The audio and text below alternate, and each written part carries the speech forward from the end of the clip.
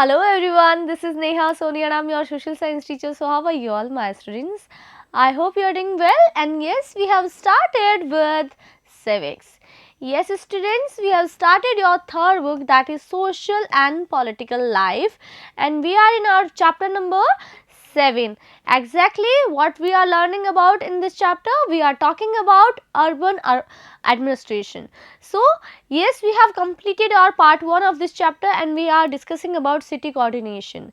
So students, we were in our municipal corporation के functions के बारे में, फॉर्मेशन के बारे में हमने पढ़ लिया था. Now what we learn in this video, so let's begin it. Students, आप देख सकते हैं आपके म्यूनिसिपल कॉर्पोरेशन के थ्रू आपके यहाँ पे बहुत सारी पब्लिक फैसिलिटीज़ प्रोवाइड करवाई जाती है. इसी तरह से आपके एरिया को क्लीन करने के लिए प्लस आपके जो वेस्ट प्रोडक्ट्स हैं उनको रिसाइकिल करने का काम बहुत ही समय पुराना और अभी तक चल रहा है. सो कौन करता है ये देखिए, लुक एट हियर, द कबाड़ी वाला plays a major role in recycling household plastic and other products. So ये हमारी एरियाज़ को क्लीन करने के लिए, बिकॉज कई बार क्या होता है, हम जो अननेसेसरी थिंग्स होती है हमारे घर की, हम उन्हें गार्बेज में डाल देते हैं और कई बार हम उन्हें जो है कबाड़ी वाले को भी दे देते हैं. अब इन्हीं प्लास्टिक चीज़ों के या फिर कुछ सामानों का वापस रिसाइकलिंग किया जाता है. जैसे आपकी जो पेपर की जो न्यूज़पेपर्स होते हैं उनका जो रद्दी हो जाता है, ये सब आप सेल कर देते हैं ना, कुछ पैसे भी मिलते हैं, कभी कभी पॉकेट मनी मिल जाती है उससे. सो कबाड़ी वाला भी हमारे यहाँ हमारे एरिया को क्लीन करने के लिए इम्पॉर्टेंट रोल प्ले करता है. स्टूडेंट्स कैसे? So here let's start the learning. Recycling is not a new thing, students. People like the man in the photo above have been recycling paper, metal, glass and plastic for a long time. ये आपसे क्या लेके जाते हैं कबाड़ी वाले? Glass, plastic, bottles, papers, etcetera, so many things, है ना. और the kabadi wala plays a major role in recycling household plastics and paper including your notebooks, है ना. लास्ट ईयर सेशन में जो ऐसे कि आपकी नोटबुक्स रही होंगी या फिर जो ईवीएस की नोटबुक्स रही होंगी, कभी कभी तो इम्पॉर्टेंट नोटबुक्स भी जो होती है करंट सेशन की, वो भी भूल से आप कबाड़ी वाले को दे देते हैं. ऐसा होता है ना स्टूडेंट्स, आपके साथ में, हमारे साथ में भी होता था कभी कभी, लेकिन हम बहुत ही अवेयर रहते थे कि हमें क्या चीज़ जो है सेल करनी है या नहीं करनी है. सो कबाड़ी वाला यहाँ पे हम क्यों पढ़ रहे हैं? Because we are talking about city administration, हम यहाँ पे सिटी कोऑर्डिनेशन देख रहे हैं. सो कबाड़ी वाला भी हमारे साथ कोऑर्डिनेट बना के चलता है ना, और हम उससे कोऑर्डिनेशन रखते हैं. सो हम यहाँ पे पब्लिक फैसिलिटीज़ की बात कर रहे हैं. हमारे घर का जो कचरा है वो किसी और के लिए इम्पॉर्टेंट बन जाता है, वे लोग वो प्लस एरिया भी क्लीन कर रहे हैं, प्लस उनसे उनकी अर्निंग भी होती है. Clear? So how does municipal corporation get its money? हमने देखा जो पंचायत थी, पंचायती राज सिस्टम में वो अपना मनी जो है एज ए ग्रांट उसे मिलता है, प्लस वो कुछ डोनेशन से भी अपना मनी जो है वो रिसीव करती है. If we talk about municipal corporation, how does money comes from? So ये देखना है कि मनी कहाँ से आ रही है, where it comes from. So it takes a lot of money to do so many things. क्या क्या काम करती है हमने देखा था, इसके बहुत सारे वर्क होते हैं, फंक्शंस होते हैं, और इन सभी पब्लिक वेलफेयर के वर्क्स को करने के लिए, फैसिलिटीज़ प्रोवाइड करवाने के लिए क्या चाहिए? पैसा, money. Clear? The corporation collects this amount in different ways. ये जो अमाउंट है उसे कलेक्शन करने के लिए अलग अलग तरीके म्यूनिसिपल कॉर्पोरेशन यूज़ करता है. A major part of this amount comes from the tax paid by the people. ये टैक्स से ही सबसे ज़्यादा राशि जो है, अमाउंट जो है कलेक्ट किया जाता है म्यूनिसिपल कॉर्पोरेशन के द्वारा. और कैसे जो लोग हैं वो किन आधार पर टैक्स देते हैं, here will learn about all the things. So tax के बारे में देखने वाले हैं, टैक्स कैसे कलेक्ट होता है और किन किन चीज़ों पे टैक्स जो है, ये जो अमाउंट जो म्यूनिसिपल कॉर्पोरेशन को कलेक्ट करना है वो कैसे आता है इसके पास में. Tax is the amount that people pay to the government for the facilities provided by the government. Okay हम क्यों पे करते हैं? बिकॉज हमें वो फैसिलिटीज़ चाहिए और उस फैसिलिटीज़ के लिए क्या करना होगा, हमें पे करना होगा ना. सो तभी वो फैसिलिटी गवर्नमेंट हमें प्रोवाइड करवा पाएगी. People who have their own houses have to pay property tax as well as taxes for water and other facilities. Like आपको जो है पानी का टैंक बनवाना है आपके लोकल एरियाज़ में, और आपको जो है अपने सिविल लाइन्स का अच्छे से काम करवाना है, प्लस आपको अपना रोड मेंटेन्स करवाने हैं। So there are so many works, और उसके लिए क्या चाहिए गवर्नमेंट को? पैसा चाहिए। अब आपको अपने लिए पब्लिक ट्रांसपोर्ट के लिए फैसिलिटी चाहिए। तो ये सारी जो चीज़ें हैं, अगर आपको पब्लिकली ट्रांसपोर्ट चाहिए, फैसिलिटीज़ चाहिए, तो आपके लिए ये सारी फैसिलिटीज़ प्रोवाइड तो करवा दी गवर्नमेंट, लेकिन पैसा किससे लेगी? आप ही से लेगी। तो आपको जो है आपकी प्रॉपर्टी पे टैक्स देना होगा। And there are other so many ways to give taxes. Major 3 ways of income. So ये इनकम हमारी नहीं है, ये जो म्यूनिसिपल कॉर्पोरेशन है ना, उसकी इनकम के 3 वेज क्या है? टैक्सिंग, सबसे पहले टैक्स लगा के पैसा कलेक्ट करती है। सेकंड, गवर्नमेंट ग्रांट जो देती है, अनुदान जो देती है सरकारें, ठीक है। Then third, donations from the public, जो जनहित में जारी, जो पब्लिक होते, जो जनता है ना, वो जनहित के लिए भी, धर्मार्थ के लिए भी बहुत सारा दान देती है। सो इसी तरह से पब्लिक वेलफेयर के लिए गवर्नमेंट ग्रांट्स करती है पैसा, और टैक्सिंग के थ्रू भी इनकम होती है म्यूनिसिपल कॉर्पोरेशन को। The larger the house the more the tax, जितना बड़ा घर उतना ज़्यादा टैक्स, ठीक है। अब आपका घर अगर ज़्यादा बड़ा है तो आपको बड़ा घर होने की वजह से आपको टैक्स भी ज़्यादा देना होगा। Property taxes however form only 25 to 30% of the money that a municipal corporation earns। जितना भी पैसा म्यूनिसिपल कॉर्पोरेशन कमाती है, इनकम है, उसका सिर्फ 25 से 30% जो है प्रॉपर्टी टैक्स से आता है। There are also taxes for education and other amenities, और भी बहुत सारे एजुकेशन के ऊपर और भी अलग अलग तरह के टैक्सेस हैं, ताकि वो जो प्रॉपर अमाउंट चाहिए गवर्नमेंट को काम करने के लिए वो मुहैया हो सके। लाइट इलेक्ट्रिसिटी के ऊपर टैक्सेस होते हैं, आपके रोड की सफाई के लिए आपको टैक्स देना पड़ता है ना, बिजली के बिल में भी ऐड ऑन होके आते हैं सरप्लस चार्जेस वगैरह।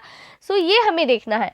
If you own a hotel और shop then you have to pay a tax for this as well. In city coordination, हम जो एडमिनिस्ट्रेशन की बात कर रहे हैं, how are government governs in city areas. So कैसे गवर्न करती है? अगर आपने होटल खोली है तो देन यू हैव टू पे टैक्स।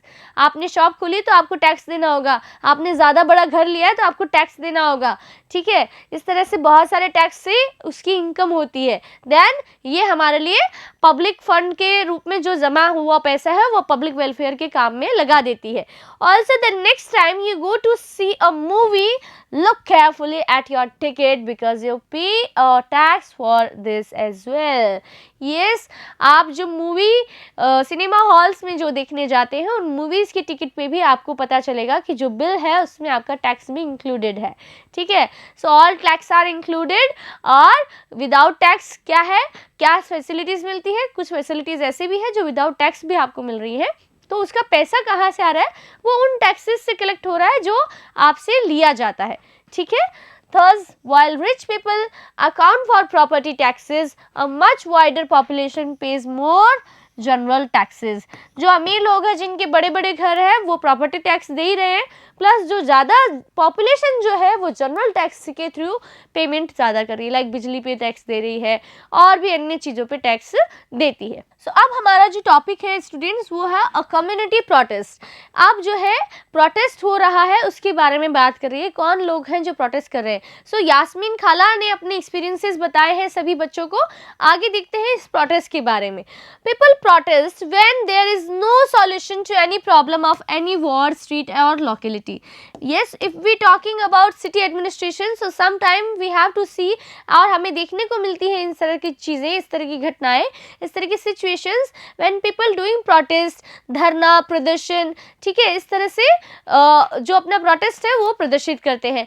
क्यों? बिकॉज उनकी कोई प्रॉब्लम है जिसका सॉल्यूशन नहीं मिल पा रहा है, किसी वार्ड की कोई समस्या रहती है, किसी स्ट्रीट में रोड खराब है, किसी पर्टिकुलर लोकेलिटी एरिया में कोई ना कोई प्रॉब्लम होने की वजह से लोग जो है प्रोटेस्ट भी करते हैं। This stage a sit in outside the houses of councillor. वो क्या करते हैं? काउंसलर्स के घर के बाहर धरने पर बैठ जाते हैं। गो टू म्यूनिसिपल ऑफिस और अप्लाई एप्लीकेशन। वो क्या करते हैं? म्यूनिसिपल ऑफिस जाते हैं, एप्लीकेशन भी देते हैं।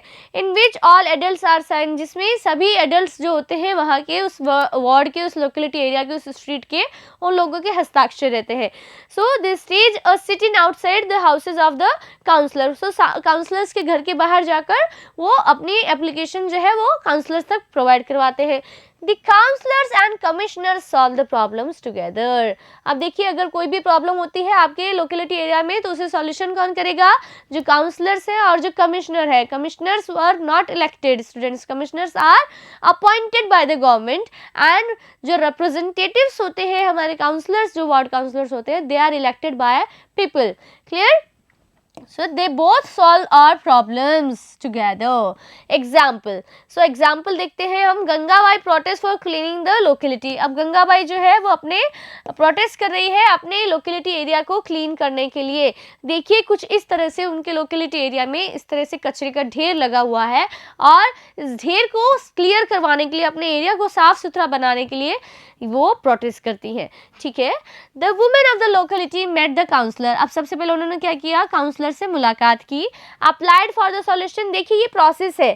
ठीक है, अगर कोई भी प्रॉब्लम होती है तो कैसे सॉल्यूशन मिलता है और कैसे उसके लिए अप्लाई किया जाता है। Applied for the solution, they went to municipal office with cleaning engineer and counsellor.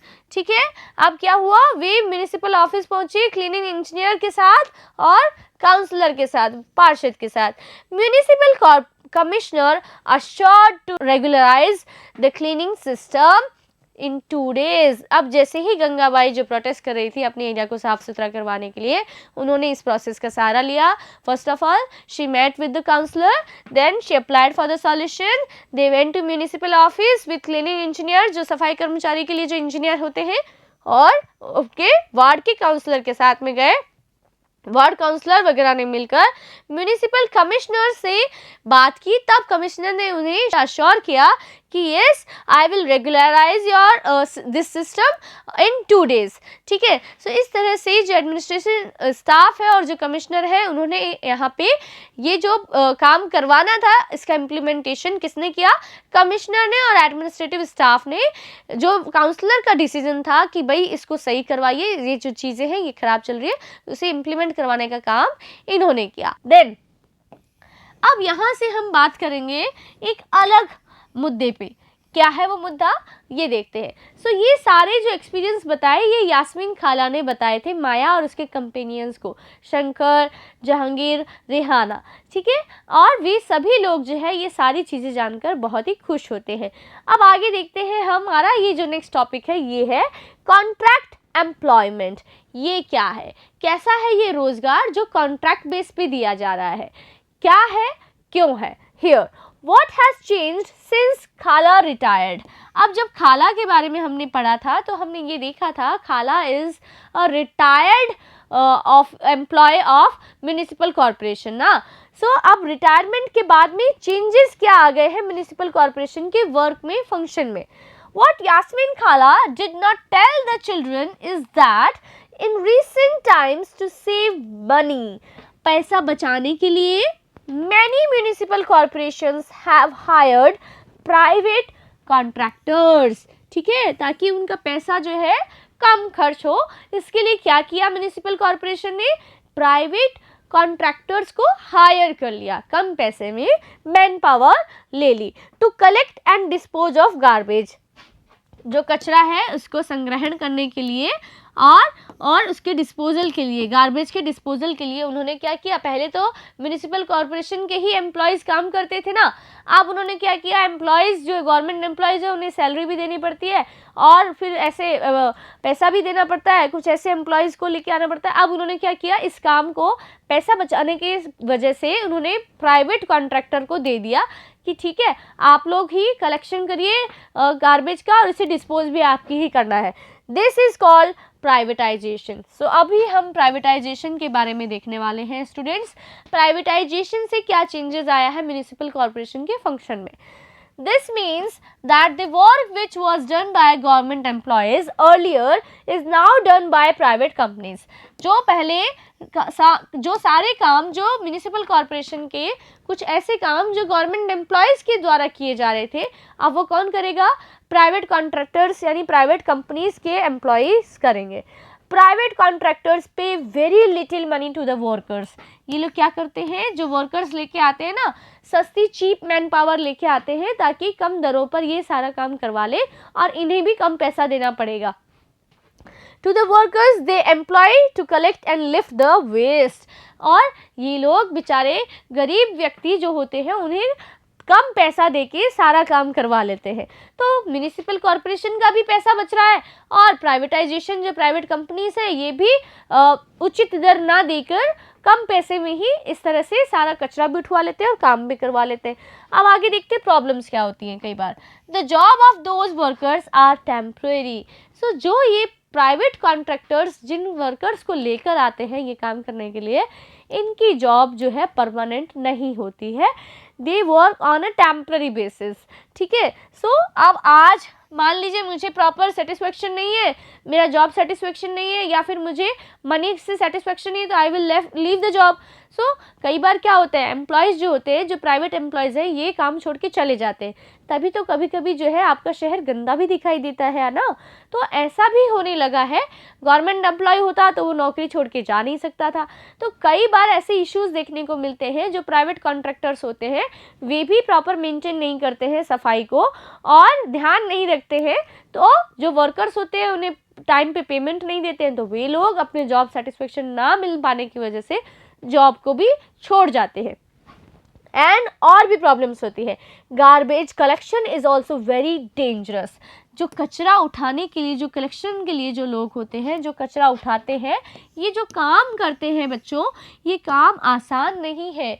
कचरे में आपको पता है आपके घर में आप एक डस्टबिन में तरह तरह का कचरा डाल देते हैं। जो कई बार अगर आप जिसे खाने की चीज़ें हैं उनके साथ अगर कोई दूसरा आइटम मिक्स कर दे, मान लीजिए कोई आपका मिरर है वो ब्रेक हो गया, आपने वही डस्टबिन में डाल दिया, प्लस आपने वहीं पे ही रसोई का भी जो सामान था, जो टी बैग्स थे, चाय थी या फिर चाय पत्ती थी, ये सब सामग्री जो खाने पीने की जो छिलके हैं सब्जियों के, इन सबको एक साथ डाला। तो जब आप देखेंगे कि कई बार ओपन एरियाज़ में जब ये गार्बेज के ढेर लगे होते हैं और उसमें जब पशु जो है या फिर जो गार्बेज को कलेक्शन करने वाले जो लोग अगर काम करते हैं, तो उन्हें ये जो मिरर के पीसेज होते हैं ना, ये चुभ जाते हैं और उन्हें चोट भी आ जाती है। कई बार ऐसा भी होता है कि इनमें हार्मफुल प्रोडक्ट्स की वजह से इनको बहुत ज़्यादा नुकसान भी होता है। ये प्रॉपर सैनिटाइजेशन नहीं कर पाते हैं, सफाई खुद की नहीं रख पाते हैं, इतने डर्टी एरियाज़ में इन्हें काम करना पड़ता है। तो it is not a easy task, it is very dangerous. So often they do not have the means of their own protection. ठीक है, वे खुद की सुरक्षा की जिम्मेवारी के प्रति लापरवाह हो जाते हैं। ठीक है, और उन्हें बनना ही पड़ता है ना। कई बार उन्हें प्रॉपर इक्विपमेंट नहीं दिए जाते और कह दिया जाता है आपको करना ही है ये काम, तो हाउ विल ही मैनेज। फिर वो बिना ग्लव्स पहने इस तरह से प्रॉपर वो अपना ध्यान ना रखते हुए भी उसे वो काम करना है, बिकॉज उसे दो पैसे चाहिए ना। तो अब यही प्रॉब्लम्स आती है। प्राइवेट जो वर्कर्स हैं उन्हें प्रॉपर पैसा भी नहीं मिलता है, plus it is very dangerous to work. Like ये जो गार्बेज कलेक्शन का काम है वो बहुत ही डेंजरस होता है। If they get injured while working there is no one to care of them. देखिए, ह्यूमैनिटी की भी बात हम करें तो हमने यहाँ पे देखा, अगर किसी व्यक्ति को कचरा उठाने में अगर चोट आ जाए तो कोई भी उनकी सहायता के लिए, उनकी टेक केयर करने के लिए नहीं है, वहाँ पे कोई फैसिलिटी नहीं प्रोवाइड करवा रहे हैं। सो सिर्फ इस तरह से अगर if you want to save money, आपने प्राइवेट कॉन्ट्रैक्टर्स को काम दे दिया, कई म्यूनिसिपल कॉरपोरेशन ऐसा कर रही है, लेकिन what about those workers who work for us, who clean our areas, उनकी प्रोटेक्शन के लिए कोई भी चीज़ या कोई भी ऐसी सर्विस नहीं प्रोवाइड करवाई जा रही है ताकि उनका भी वेलफेयर हो। आगे देखते हैं बच्चों, outbreak of disease due to dirt in Surat city.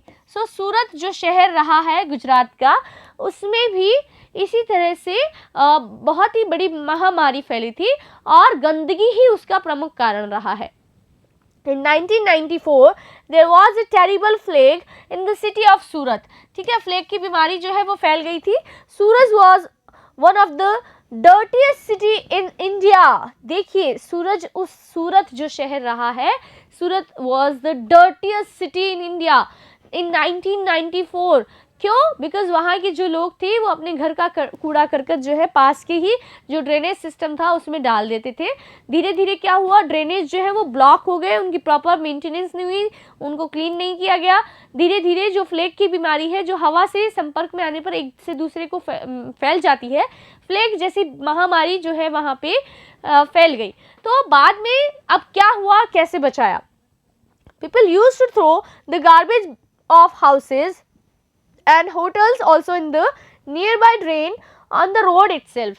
Clear? So जैसे उन्होंने अगर नियर बाय ड्रेन में अगर अपना गार्बेज का जो उन्होंने फेंका है, थ्रो किया है, तो वो क्या करेगा, वहाँ पे सड़ेगा ना और गंदगी फैलाएगा। This made it very difficult for the sanitation workers. अब क्या होता था, गंदी नाली के अंदर फंस जाएगा कोई चीज़, तो फिर जो सैनिटेशन के लिए जो वर्कर है जो ड्रेनेज को साफ कर रहा है, वो कैसे उसे बाहर लेके आएगा, कैसे वो आपकी ड्रेनेज जो है उसे क्लीन कर पाएगा ना। सो ये प्रॉब्लम होती थी। आज साफ किया, कल फिर उसके अंदर लोगों ने अपना अपना गार्बेज बैग डाल दिया।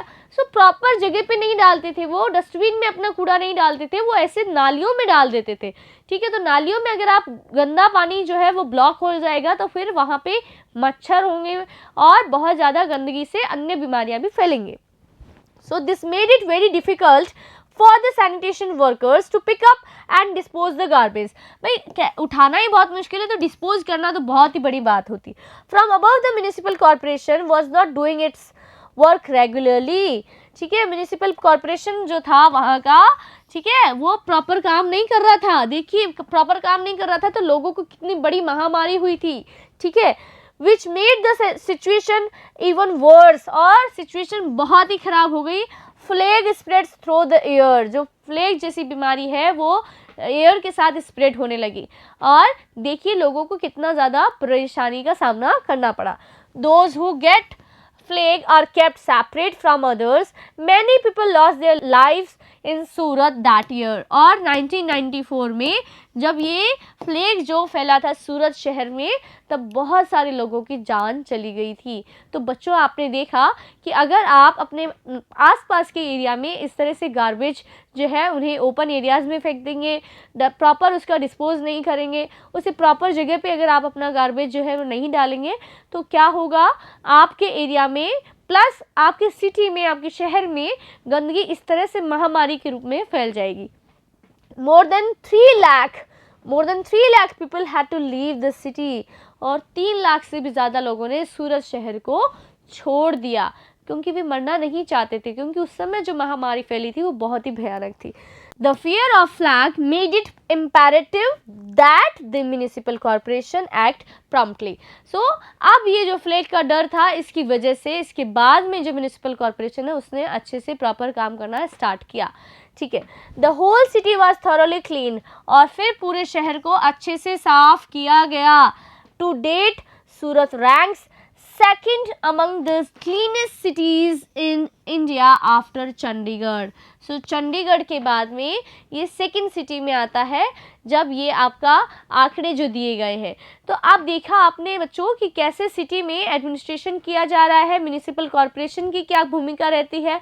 अगर municipal corporation if it is not working properly, so हमें प्रॉपर सैनिटेशन नहीं मिल पाएगा, अच्छे से सफाई नहीं रहेगी, क्लीन नहीं रहेगी एरियाज़, तो हम जो है बहुत सारी डिजीज़ से सफ़र करना पड़ेगा। सो स्टूडेंट्स, आई होप आपको ये चीज़ें क्लियर हुई होगी कि अर्बन एडमिनिस्ट्रेशन में कैसे कौन कौन सी अथॉरिटीज़ जो है वो डिसीजन लेते हैं, कैसे प्लान्स बनाए जाते हैं, कौन सी कमिटीज़ जो है वो अपना फंक्शन करती है।